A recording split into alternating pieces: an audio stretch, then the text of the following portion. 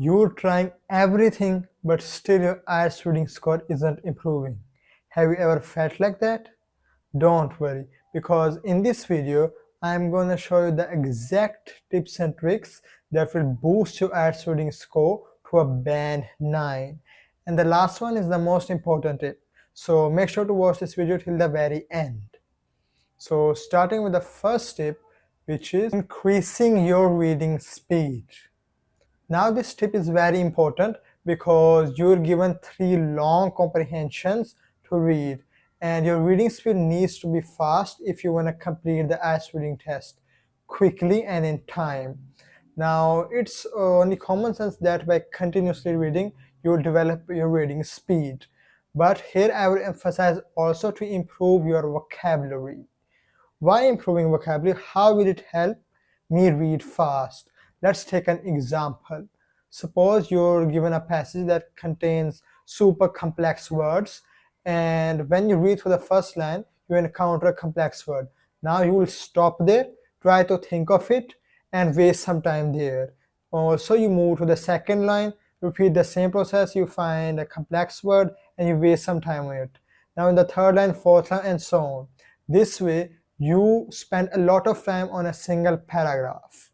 On the other hand, if you were given a paragraph that has simple words and no complex words, or the words are complex but you do understand them due to your wide range of vocabulary, then it will be no problem. You will read the whole paragraph easily and quickly. That's why I emphasize on vocabulary a lot. One way to improve your vocabulary is to take the IELTS Cambridge practice test, start reading it, and there will be some words with which you will be unfamiliar with. So just highlight those words and immediately Google them up. Know their meaning and save them in your vocabulary. This way you will improve your vocabulary a lot, and it helped me also. I myself implemented this strategy. Second tip is to read the instructions very carefully.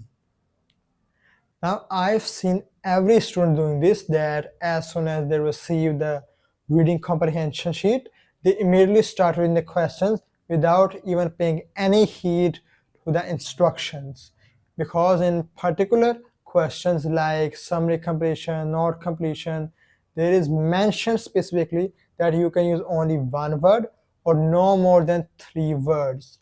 So if you write the answer in summary completion with an article and there is mentioned that you can use only one word, your answer will be considered incorrect because you've used 2 words. And if you use more than 3 words where there is mentioned that you can't use more than 3 words, it will also be considered incorrect because you've used 4 or 5 words.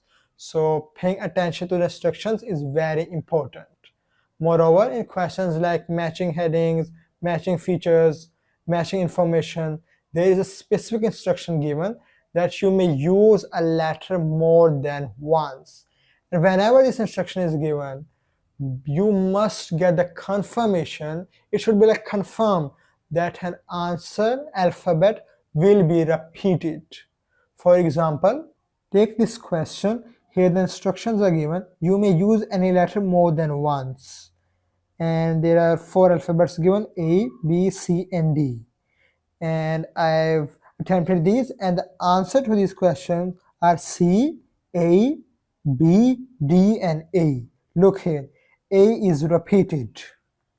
And it's not only with this practice test. All the practice tests follow the same pattern. In fact, the test that I took also followed the same pattern. The answer B was repeated. Tip number 3 would be know the specific strategy for each question. Now there are 14 different question types that appear in the IELTS reading, but there are 3 major questions with which nearly every student struggles. That are true, false, not given, matching headings, and MCQs. Now for true, false, not given, you should first read the question, highlight the keyword, and then skim and scan the paragraph and find the answer. This is the easiest way to answer any true, false question.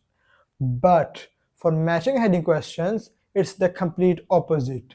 Here you need to first read one paragraph, derive your own heading from it, and skimming and scanning won't work here. You need to understand the main idea properly, derive your own heading, and then match it with all the bullet points 7 or 8, all those headings. For which one it matches, just write it in front of it. And remember that matching headings are the most time consuming questions, so I would advise you to attempt this question in the last. Finally comes the MCQs, the long ones. Remember that the MCQ answers will always be paraphrased, and they usually appear in the third paragraph, the toughest one. Here you should know how to eliminate the options, because if you eliminate 2 options out of 4 options, you will be left only with remaining 2 options, and you can easily attempt them by understanding the question and understanding the paragraph. This way it will be way easier. But if there are 4 options, then it will become a little difficult for you to identify the correct answer. So here you also need to understand what the comprehension is saying. Here also skimming won't work. Lastly comes the most important tip, which is using practice tests correctly. Here students make a grave mistake, that is they just choose a practice test. They have learned a strategy for a question, they implement it, and in the first attempt they don't get the desired band score in the practice tests. And when they don't get desired band score, they immediately take another practice test and they keep practicing without converting their weaknesses into strengths. That's the wrong way. And the right way here is to attempt an exam practices under exam conditions and identify your weaknesses. Now again take another practice test. Here don't do it under exam conditions. You just work on your weaknesses like true false not given, matching headings, MCQs, summary completion, whatever it is. You work on it for 15 minutes, 20 minutes, or half an hour. You identify the cause, that why did I get it wrong, and then you work on it. This way you improve gradually and you're guaranteed to get a good band score. I myself use this, and that's why I'm telling you that it's extremely effective. Just going continuously practicing without knowing your weaknesses is completely futile. It won't help you at all. So take a practice test, identify your weaknesses, work on them, and then attempt the real IELTS test. Alright, so this sums up the video. I hope you liked it. Thanks for watching, and give it a thumbs up. Share it with those who need it. Subscribe and press the bell icon so that you get notified of every video that I upload on this channel. Take care. Allah Hafiz.